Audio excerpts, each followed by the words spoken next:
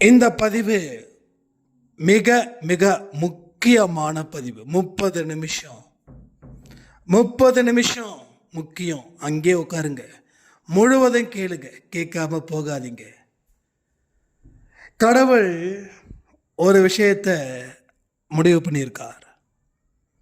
உங்க வீட்டில் உங்க கண்ணுக்கு தெரியாத சில நல்ல சக்தியும் தீய சக்தியும் தொடர்ந்து இருந்துகிட்டே இருக்குது.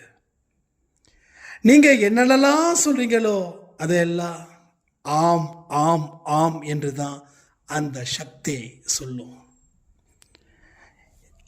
ஈவினிங் 6 மணியில இருந்து சில வார்த்தைகளை பேசவே கூடாது. ஆனா நாம பேசல, நம்ம வீட்டில் இருக்கக்கூடிய வேற ஒரு வார்த்தைகள் பேசிக்கிட்டே இருக்குது. அதனால தான் வாழ்க்கையில் இன்னமும் துன்பங்கள் தொடர்ந்து இருந்துக்கிட்டே இருக்குது. கற்பனைகள் அனைத்தும் நிஜமாக்கப்படும். உங்க கற்பனைகள் அனைத்தும் நிஜமாக்கப்படுகிறது. சந்தோஷப்பட வேண்டாம். கொஞ்சம் யோசிக்கணும். என்ன கற்பனை நிஜமாக்கப்படுதுன்னா, பயந்தது அத்தனையும் நடக்குது, பயந்து போன அத்தனையும் நடக்குது. அப்ப இந்த சக்திகளுடைய ஆம் அப்படின்ற ஒரு விஷயமா? எஸ், அதேதான். உங்க வீட்டில் இருக்கக்கூடிய சில சக்திகள் அப்படியே நடக்கணும் அப்படின்னு வார்த்தைகளை சொல்லுது, அப்படியே நடக்குது. நல்லா புரிஞ்சுக்கோங்க. கடவுளை அழைத்தால் இப்போ உங்களை இந்த இடத்துல இருந்து வேற இடத்துல உட்கார வைப்பாரு. கடவுளுடைய கற்பனைகளை நீங்க வாழ்க்கையில பயன்படுத்துங்க. உங்க தெய்வீக தன்மை உங்களை உயர்த்தும். உங்களுடைய ஒழுக்கம் உங்க வாழ்க்கைக்கு அத்தனையும் தரும். எவ்வளவு பெரிய பாவங்கள் நீங்க செஞ்சிருந்தாலும் சரி, உங்க வாழ்க்கை இனி சொர்க்கத்தில் நிச்சயிக்கப்படுகிறது. புரிஞ்சு நம்பிக்கை இருந்துச்சுன்னா 30 நிமிஷம் உங்க வாழ்க்கையில சரித்திரம் படைக்க போகுது.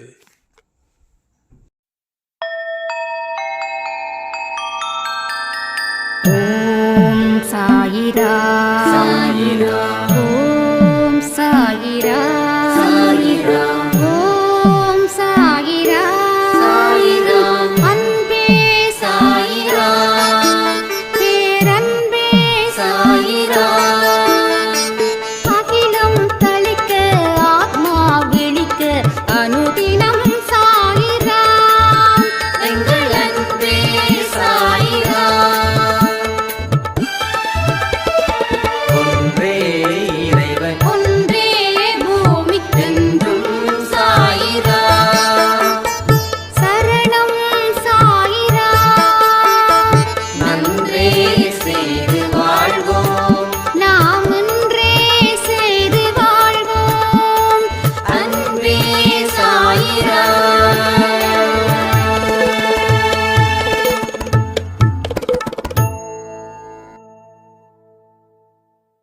சாயிரா.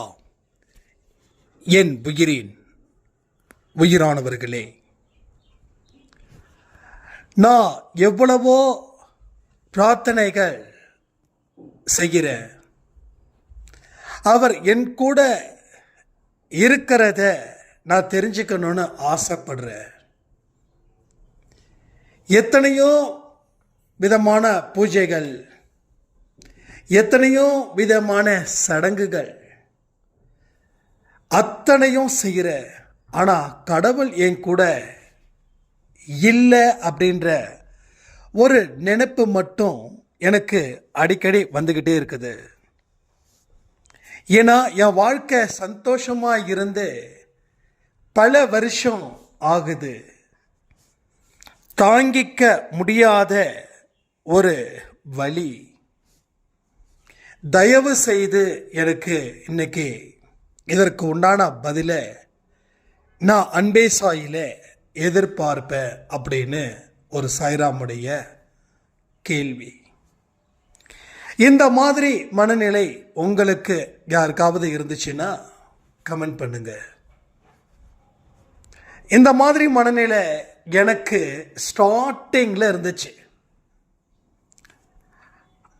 அதாவது சாமி ஊர்வலமா மாரியம்மன் வராங்க.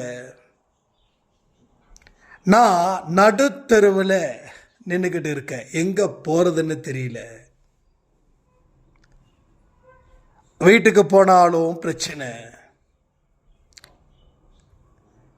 எந்த இடத்துலையும் தஞ்சம் அடையவே முடியல. அப்போ மாரியம்மன் அலங்காரத்தோட நகர்வலம் வராங்க. சாமி வருது ஊர்வலம். அப்போ அந்த சாமியை பார்த்து நான் கண்ணா பின்னான்னு திட்டுறேன். இப்போ என்ன, நாட்டில் எல்லாரும் சந்தோஷமா கொண்டாடிட்டு இருக்காங்கன்னு நினைச்சு அந்த ஆனந்தத்தை நீ பார்க்க வரியா? நான் நின்றுக்கிட்டு இருக்கேன் பாரு, எங்க போறதுன்னு தெரியல. அடுத்த நிமிஷம் என்ன பதில் சொல்றதுன்னு தெரியல. இப்படி என்ன எல்லாரும் இருந்தோம் ஒரு அனாதை போல நிறுத்தி இருக்கிறியே. என் மனசுல எவ்வளவு கஷ்டம், எவ்வளவு வேதனை. உண்மையிலேயே நீ இருக்கிறியா அப்படின்னு தெரியலன்னு சொல்லி நான் கிட்டத்தட்ட கதறிக்கிட்டு இருக்கிறேன். அந்த அம்மனை பார்த்தேன். நல்ல மேல சத்தத்தோட வெடி சத்தத்தோட என்னை கிராஸ் பண்ணி போறாங்க. நான் கரெக்டாக எக்ஸாக்ட்லி எங்கே நிற்கிறேன்னா மசூதி கிட்டே நிற்கிறேன். அப்போ மசூதியில் இருந்தும் ஆட்கள் வராங்க. அவங்களுடைய அந்த பிரார்த்தனை முடிஞ்சிட்டு இந்த பக்கம் இப்படி வராங்க.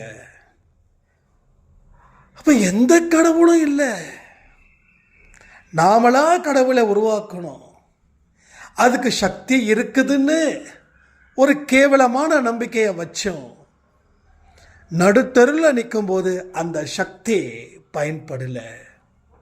அப்போ டே முட்டாளே, கடவுள் சுத்தமா இல்லை, நாம தான் கடவுள் இருக்கிறாங்கன்னு நம்புறோன்னு சொல்லி அந்த அன்னைக்கு கடவுளை தூக்கி எரிஞ்ச என் மனசுல இருந்து.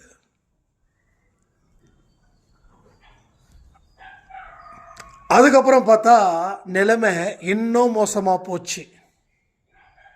அப்பதான் தெரிஞ்சது, நமக்கு நடக்க வேண்டிய விஷயம் நடந்துக்கிட்டு தான் இருக்கும். அதை கடவுளால் கூட தடுக்க முடியாது. ஆனால் கடவுளோட துணை இருந்துச்சுன்னா அதை நம்ம தாண்டலாம் அப்படின்னு ஒரு விஷயம் வந்தது. அதுக்கப்புறம் மறுபடியும் கடவுளை பிடிச்ச, மறுபடியும் பிரச்சனைகள். ஆனால் இந்த தடவை தீவிரமாக கடவுளை தான் நம்பணும் அப்படின்னு முடிவு பண்ண. எத்தனையோ கோயிலுக்கு போய் கதவை தட்டுனேன். ஆனால் இவர்கிட்ட மட்டும் அது என்ன ஒரு சாஃப்ட் கார்னர் அப்படின்னு தெரியல. டெஃபினட்டாக இவர் நம்மளை காப்பாற்றுவார். எத்தனையோ கடவுளை தேடி போனோம். பட் இனிமே கடைசியாக இந்த கடவுள் தான் அப்படின்னு சொல்லி முடிவு பண்ணும்போது தான் சாயப்பா கண்களுக்கு முன்னாடி காட்சி அளிக்கிறாரு. அதுக்கப்புறம் நடந்தது வந்தது எல்லாமே நான் உங்ககிட்ட நிறைய சொல்லியிருக்கேன். எதுக்கு நான் இதை சொல்கிறேன் அப்படின்னா, நானும் உங்களை மாதிரி தான். எனக்கும் உங்களுக்கு என்னென்னலாம் நடந்துச்சோ, நடக்கும்போது எந்தெந்த மனநிலையில் நீங்கள் இருந்தீங்களோ அத்தனை மனநிலையிலையும் நானும் தான் இருந்தேன். கடவுள் நேரடியாக தரிசனம் கொடுக்கல. ரோட்டில் திரிஞ்ச, போகிறதுக்கு வழி இல்லாமல் துடிச்சேன், கஷ்டப்பட்டேன், கண்ணீர் விட்டேன், அழுத, விரக்தியான, வெறுப்பு, கோபம் எல்லாம் ஒன் பை ஒன்னாக வந்துக்கிட்டே இருக்குது. அப்போது நாம் நினைக்கிறோம் கடவுள் நம்மளை காப்பாற்றல அப்படின்னு. கடவுள் உங்களை இந்த நொடி வரைக்கும் காப்பாற்றிட்டு தான் இருக்கார். நீங்கள் கடவுள் வேண்டான்னு சொல்லி விலகுனீங்கன்னா பிரச்சனைகள் இப்போ இருக்கிறத விட 100 மடங்கு. ஏன்னா உணர்ந்ததால் நான் இங்கே சொல்லிகிட்டு இருக்கேன். மாரியம்மனை பார்த்து மாரியம்மன் காப்பாற்றல, அல்லா பக்கத்தில் இருந்து அல்லா காப்பாற்றல, ஜீசஸ் காப்பாற்றல. அப்போ எதுக்கு கடவுள் அப்படின்னு சொல்லி நம்ம சுய அறிவை பயன்படுத்தி வாழ்க்கையில் வாழ முடியணும்னு நினைக்கும் போது எவ்வளவு பெரிய மோசமான அனுபவம்லாம் கிடைக்கும் போது என்னால் நிற்க கூட முடியல. நான் உயிரோடு இருக்கேனா இல்லையான்னு தெரியாத அளவுக்கு ஒரு மோசமான மனநிலை ஆட்டி படைச்சிக்கிட்டே இருந்தது. அப்பதான் தெரிஞ்சது, கடவுள் இருக்காரு, இருந்ததால தான் நமக்கு இப்படிப்பட்ட ஒரு இடமாவது இருந்துச்சு. அவர் வேண்டான்னு சொல்லும்போது அவர் கைவிட்டாரு. எவ்வளவு பெரிய ஒரு மரண போராட்டத்தை நான் நடத்தினேன் அப்படின்ற தாட்டு எனக்குள்ள வந்தது. அதனால என்னுடைய அனுபவத்தை வச்சு சொல்ற,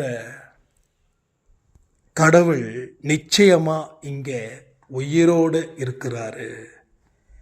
இவர் தான் இருக்காரு, அவர் தான் இருக்காருன்னு நான் சொல்ல மாட்டேன். கடவுள், எல்லா கடவுளும் உயிரோட்டமாக இருக்காரு, நடமாட்டத்தில் தான் இருக்காரு. இப்போ நான் உங்ககிட்ட பேசுகிறேன்னா எனக்கு முன்னாடியையும் அவர் இருக்கிறத ஃபீல் பண்ணுறேன், எனக்கு பின்னாடியும் அவர் இருப்பதை ஃபீல் பண்ணுறேன். நான் சந்தோஷத்தில் இருக்கும்போதும் நான் ஃபீல் பண்ணுறேன். ஏன் வாழ்க்கையில் துக்கங்கள் துன்பங்கள் வரும்போதும் எனக்கு எதிராக அவர் அமர்ந்துக்கிட்டு இருக்கிறார்ன்றதை ஃபீல் பண்ணுறேன். அதை காட்சிப்படுத்தவும் என்னால் முடியுதுன்னா உங்களால் முடியாதா? சொல்லுங்க, உங்களால் முடியாதா? ஸோ கற்பனைகள் அனைத்தும் நிஜமாக்கப்படும். எனக்கு அருமையான வார்த்தை இந்த வார்த்தை, எப்படி வந்ததுன்னு தெரியல. கற்பனைகள் அனைத்தும் நிஜமாக்கப்படும். எஸ், எனக்கு முன்னாடி அவர் இருக்கிறாருன்னு நான் நம்ப ஆரம்பிச்சிட்டா, நான் கற்பனை பண்ண ஆரம்பிச்சிட்டா அவர் நிற்கிறார். எத்தனையோ விஷயங்கள் நம்ம கற்பனை பண்ணுறோம். என் வாழ்க்கையில் இது மட்டும் நடந்துருச்சுன்னா நான் தீர்ந்தேன்னு சொல்லி முடிவு பண்ணுறோம். அது நடக்குது, நீங்கள் தீர்ந்து போகிறீங்க. அப்போது கற்பனைகள் அங்கே நிஜமாக்கப்படுது எதிர்வினைகளை பேஸ் பண்ணும்போது. அப்போ ஏன் அப்படின்னா நம்ம எதிர்வினைகளை அதிகமாக நினைக்கிறோம். பயம் அப்படின்றது எதிர்வினை, எதிர்மறை எண்ணங்களால் அவஸ்தைப்பட்டுக்கிட்டு இருக்கோம். கடன்களை விட மோசமானது எதிர்மறை எண்ணங்கள். அப்போ எதிர்மறை எண்ணங்களால் சூழப்பட்டு உள்ளோம், நிச்சயமற்ற வாழ்க்கையை வாழ்ந்துக்கிட்டு இருக்கோம். இப்போ கூட சொல்ல, நிச்சயமான வாழ்க்கையை வாழலாமா? நிச்சயிக்கப்பட்ட வாழ்க்கை என்ன தெரியுமா? சொர்க்கத்தின்ல இருக்கக்கூடிய வாழ்க்கை தான் உங்களுக்கு நிச்சயிக்கப்பட்டது. எத்தனை பேர் நம்புறீங்க? நம்புறவங்க கமெண்ட் பண்ணுங்க, நம்பாதவங்க கமெண்ட் பண்ண வேண்டிய அவசியமே இல்லை. எனது வாழ்க்கை சொர்க்கத்தில் நிச்சயிக்கப்படுகிறது. நீங்க இன்னைக்கு நரகத்தில் இருந்தாலும் இந்த வார்த்தையை நீங்க சொல்லுங்க. நீங்க நரகத்தில் இருந்தாலும் இந்த வார்த்தைகளை நீங்க மறக்காம சொல்லுங்க, மனசுல வைங்க. எனது வாழ்க்கை சொர்க்கத்தில் நிச்சயிக்கப்பட்டு உள்ளது. சொன்னா என்ன ஆகும் அப்படின்னு கேட்டா, உடம்புல இருக்கக்கூடிய நல்ல ஆரோக்கியமான சுறுசுறுப்பான செல்கள் எல்லாமே சட்டுன்னு எழுந்திருச்சு நிற்கும். இப்போ என்ன, தீயவர்கள் எழுந்திருச்சு நிற்கிறாங்க, நல்லவர்கள் ஒரு ஓரமாக இருக்காங்க. நீங்கள் அவங்கள அழைத்தால் அவர்கள் வருவார்கள், அப்போ தீயவர்கள் உட்காருவாங்க. அவ்வளோதான். மனசு வைக்கணும், மார்க்கம் ஆட்டோமேட்டிக்காக திறக்கும். புரியுதா? அப்போ நம்ம தீயவர்களை தொடர்ந்து நினச்சிக்கிட்டே இருக்கோம். எனக்கு கெட்டது நடக்கும், என் வாழ்க்கையில் கடவுள் என்னை கை விட்டுட்டாரு அப்படின்னு நாம் தொடர்ந்து அப்படியே நினச்சிட்டு இருக்கிறதால எக்ஸாக்ட்லி அதே மாதிரி கொஞ்சம் கூட குறையாம துன்பங்கள் வந்துக்கிட்டே இருக்குது. கொஞ்சம் கூட குறையல. அப்போ துன்பங்கள் தொடர்ந்து வரதால தான் நீங்கள் எத்தனை பிரார்த்தனைகள் செய்தாலும் அந்த துன்பங்கள் உங்களை விட்டு போகலன்னு சொல்லி நீங்கள் முடிவு பண்ணதால உங்களுக்கு நல்லது செய்ய வேண்டிய நல்லவர்கள் அமைதியான முறையில் தூங்கிக்கிட்டு பொழுதை வீணாக்கி கொண்டு இருக்கிறார்கள்.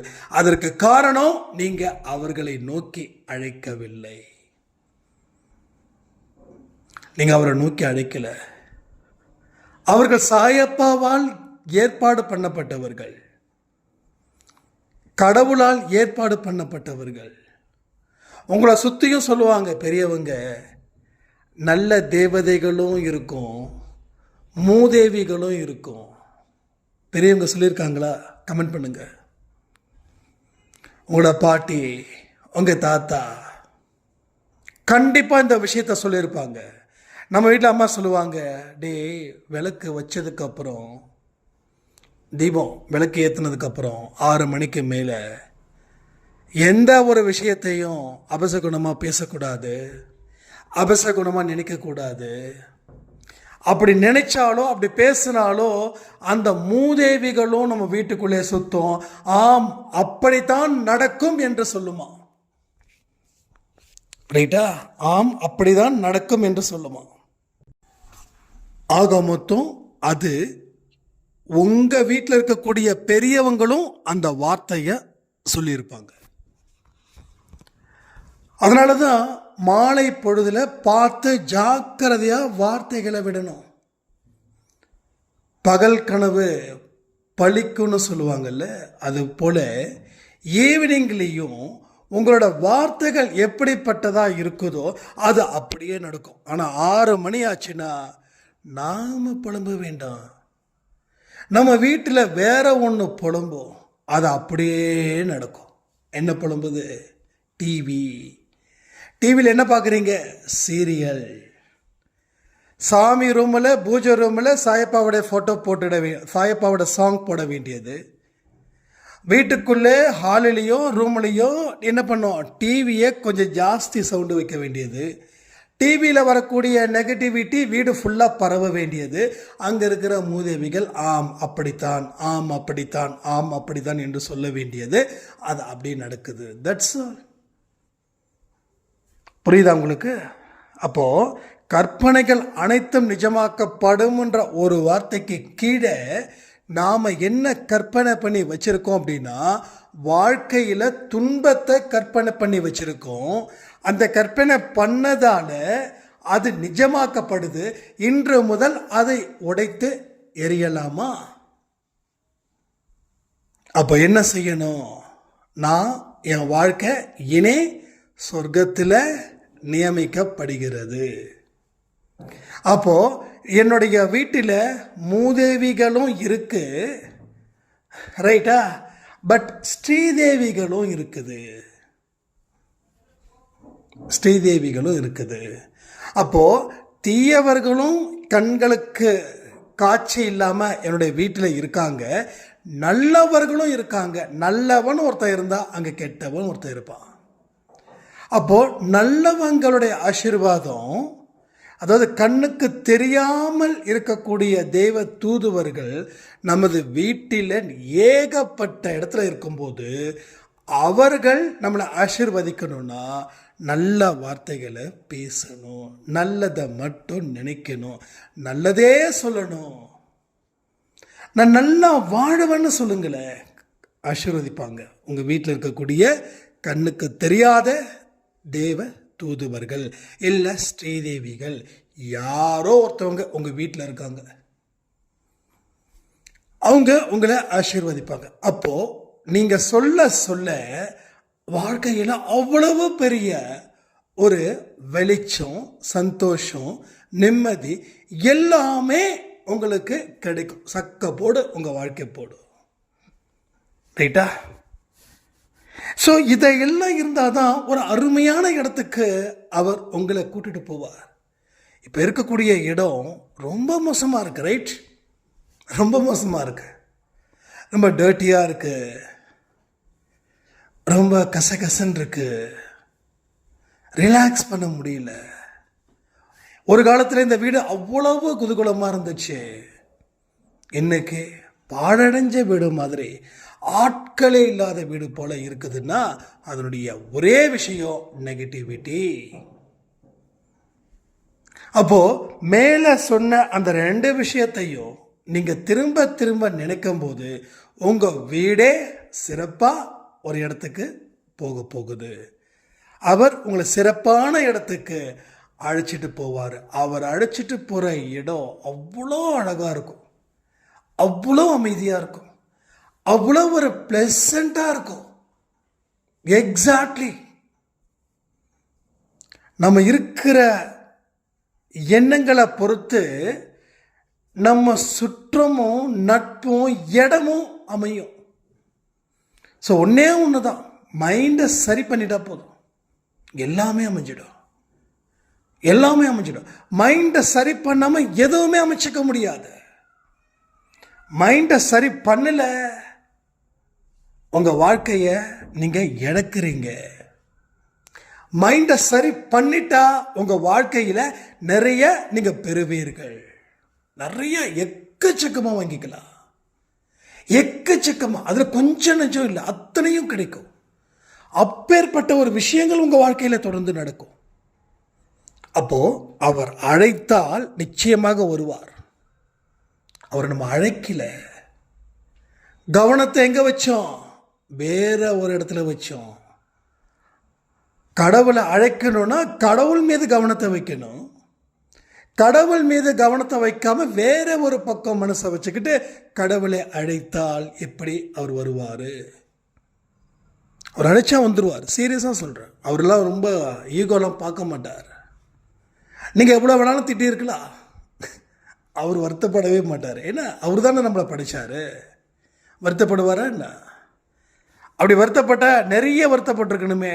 ஏன்னா நான் நிறைய திட்டியிருக்கேனே அவரை. நான் நிறைய திட்டியிருக்கேன். நான் திட்டாமலாம் இல்லை, நிறைய திட்டியிருக்கேன். எனக்கு பயம் இல்லை. ஏன்னா என் வாழ்க்கையை அவர் தான் சரி பண்ணணும்.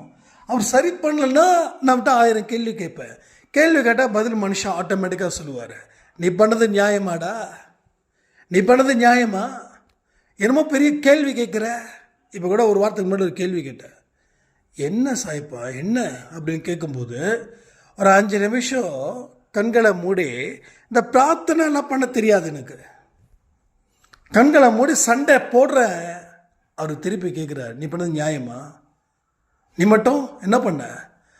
இது நீ பண்ணாமல் இருந்தால் உனக்கு கொடுத்துருப்பான்ல அப்படின்னு. அப்போ தான் நான் மறுபடியும் ரீஷ் ஒர்க் பண்ணுறேன். ஸோ எப்படி ஒரு வண்டி ஓடிட்டுருக்குதுன்னா சம்டைம்ஸ் ரிப்பேர் ஆக தான் செய்யும். அப்போ ரிப்பேர் பண்ணி மறுபடியும் வண்டியை ஓட்டணும். அதே போல் மனசுலையும் சில விஷயங்கள் ஓட்டைகள் விட தான் செய்யும். அந்த ஓட்டைகளை சுட்டி காட்டுறது தான் கடவுளோட பணி. அந்த ஓட்டைகளை அடைச்சிட்டா நீ பிரமாதமாக ஓடு, அவ்வளோதான். இப்போ நான் பிரமாதமாக ஓடுறேன். அப்போ எனக்கு கிட்ட கேட்குறாங்க நிறைய பேர், உங்களுக்கு கடவுள் எந்த பிரச்சனையும் கொடுக்கலையா? யார் சொன்னா?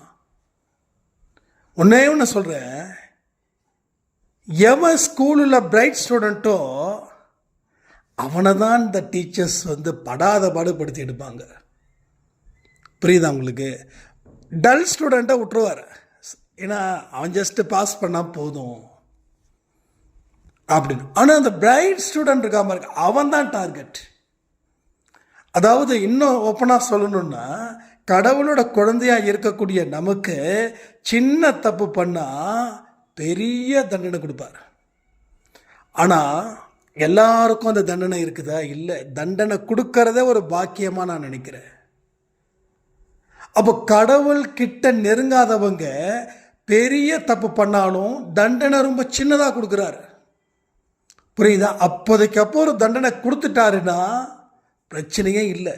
ஆனால் பெரிய தப்பு பண்ணுறவனுக்கு தண்டனை கொடுக்கலன்னா அவன் வாழ்க்கையை முடிய போகுதுன்னு அர்த்தம். அவன் வாழ்க்கையை முடிய போகுதுன்னு அர்த்தம். இப்போ தண்டனை கொடுக்குறாருன்னா சந்தோஷமாக ஏற்றுக்கோங்க. ஏன்னா பெரிய தண்டனை இல்லை, இந்த தண்டனை தான். அதாவது தண்டனை எந்த மாதிரி கொடுப்பாங்கன்னு தெரிஞ்சுக்கிட்டே வாழும்போது உயிர் போயிடும். ஐயோ நான் அப்படி தப்பு பண்ணியிருக்கேன், எனக்கு என்ன தண்டனைன்னு தெரியல, அடுத்த வருஷம் எனக்கு அந்த தண்டனை கொடுக்கறதா சொல்கிறாங்க அப்படின்னா ஒரு நிமிஷமும் செத்து படைப்போம். அந்த தண்டனை எப்பா காலையில் நீ தப்பு பண்ண, உனக்கு ஈவினிங் தண்டனை அப்படின்னா முடிஞ்சது. அந்த தண்டனை அனுபவிச்சுட்டு ஃப்ரீயாக இருக்கலாம். அப்போ அடுத்த வருஷம் கிடைக்க போகிற தண்டனை என்னன்னே தெரியாமல் இந்த நிமிஷத்துலேருந்து என் சந்தோஷம் பறி போயிடும். அப்போ பிரைட் ஸ்டூடெண்ட் அப்படின்றது கடவுளுடைய செல்ல குழந்தைகளா நேர்மையான வழியில், கண்ணியமான வழியில், இரக்கமான வழியில், கருணையோடு இருக்கக்கூடிய வழியில் செல்பவர்களே இட்ஸ் அ பிரைட் ஸ்டூடெண்ட் கடவுளுக்கு. அந்த பிரைட் ஸ்டூடெண்ட் கொஞ்சமாவது ஒஸ்ட்டாக மாறினாங்கன்னா பெரம்ப எடுப்பார், அடித்து தள்ளுவார். அப்போது துன்பத்தில் இருக்க கடவுள் கை விட்டுட்டாருன்னு சொல்கிறீங்களே, துன்பத்தில் நீங்கள் இருக்கீங்க, கடவுள் உங்களுக்கு தண்டனை கொடுக்குறாரு. தண்டனை கொடுக்கும்போது துன்பம் தானே, பாராட்டுனா தானே இன்பம். அப்போ இந்த தண்டனையை கொடுக்கறது அந்த பாராட்டை பெறுவதற்காக தானே. அப்போது ஊரெல்லாம் நாளைக்கு கைத்தட்ட போது இப்பேற்பட்ட ஒரு மனுஷன் நம்ம கூடவே இருந்திருக்கான் அப்படின்னு அதற்கு உண்டான அச்சாரம், அதற்கு உண்டான அஸ்திவாரம் தான் இப்போ இருக்கக்கூடிய துன்பங்கள். தெய்வீகத்தன்மை ஒரு மனுஷனுக்கு இல்லைன்னா அவ செய்யக்கூடிய அத்தனையுமே அயோக்கியத்தனமாக இருக்கும். ஸோ எல்லாருடைய வாழ்க்கையிலே அந்த தெய்வீகம் இருக்கு. ஏன்னா கடவுள் எங்கே இருக்காரு? நம்மக்கிட்ட தான் இருக்காரு. நீயே கடவுள், இது யாராலும் ஏற்றுக்க முடியாது. ஏன்னா நானே கடவுள், அப்போ ஏன் எனக்கு இவ்வளோ பிரச்சனை நாம் நினைப்போம்.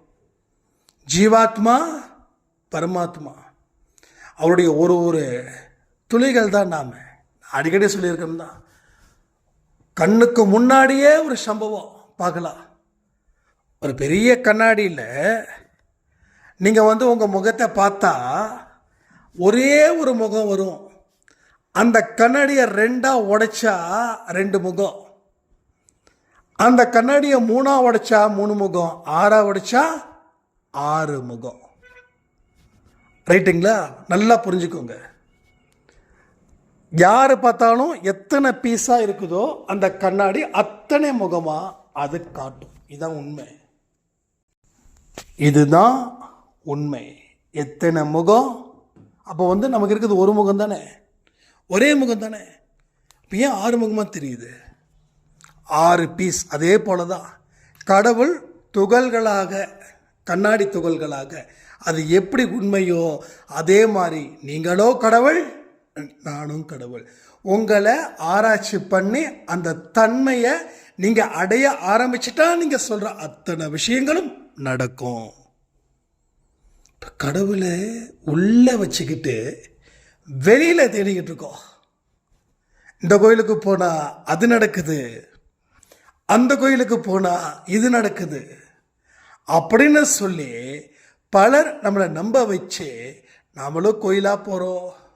எடுத்தவொடனே நான் சொன்னேனே, கோயிலுக்கு போகிறேன், அங்கே போகிறேன், இங்கே போகிறேன், எங்கேயும் நடக்கலைன்னா எஸ், எதுவும் நடக்காதுங்க.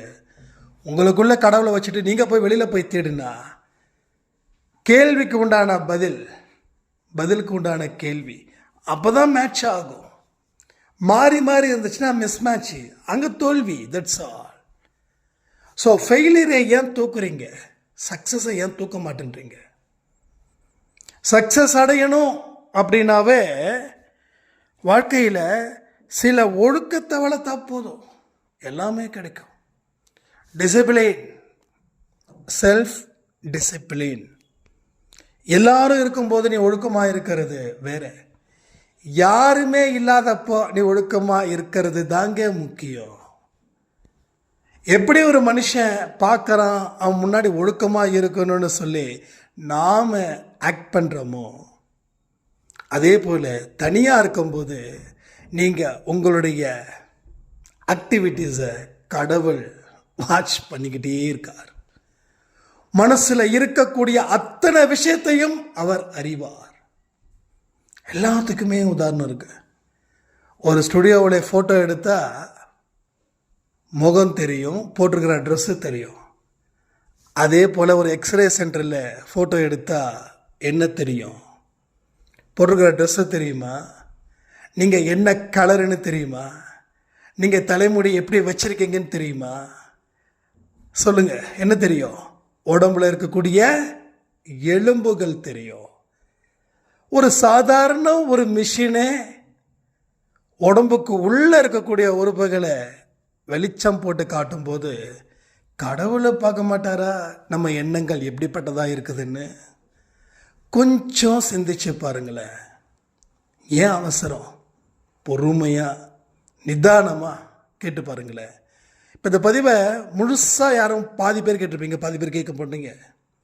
ஸோ முழுசாக கேட்டவங்களுக்கு பாதிக்கு மேலே சில விஷயங்கள் தோணும். ஆஹா, நம்ம நல்ல வேளை இந்த பதிவை அப்புறம் கேட்கலான்னு நினைக்கல, முழுசாக கேட்டுட்டோம். எவ்வளவு பெரிய ரகசியங்கள் இந்த பதிவில் இருக்குது. எக்ஸ்ரேவுக்கும் கேமராவுக்கும் இருக்கக்கூடிய வித்தியாசம் என்ன? அப்போ கடவுள் எந்த எக்ஸ்ரேவை வச்சு நம்ம உள்ள இருக்கக்கூடிய எண்ணங்களை பார்க்குறாரு, அந்த எண்ணங்களுக்கு எப்படி மதிப்பளிக்கிறாரு, மதிப்பளிக்கிறதால வாழ்க்கை எப்படி வாழ முடியும், அத்தனை விஷயமும் இங்கே நடக்குது. ரொம்ப ரொம்ப ரொம்ப ரொம்ப ஈஸி வாழ்க்கையில் இருக்கக்கூடிய சங்கடங்களை கடப்பது, ரொம்ப ஈஸி. ஒரு சேலஞ்ச் வருதுனாவே அதனை வின் பண்ணுமன்ற விஷயத்தை ஏன் நீ மறக்கிற? என் சேலஞ்சை பார்த்தா பயப்படுற? ஐயோ முடிஞ்சிடுச்சே, எவன் சொன்னா முடிஞ்சிடுச்சுன்னு? எவன் சொன்னா? கடவுள் சொன்னாரா? உனக்கு ஒரு பிரச்சனையை கொடுக்க போகிறேன், இதோட உன் லைஃப் அதோ கதி சொன்னாரா? மனுஷன் 1000 சொல்லுவான், லட்சம் சொல்லுவான், கோடி சொல்லுவான்.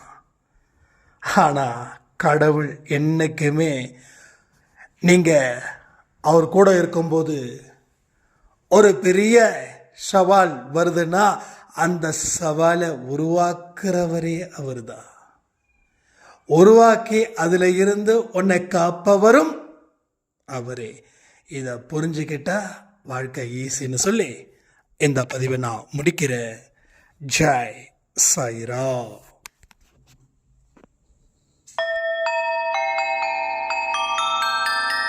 ஓம் சாயிரா. சாயிரா. ஓம்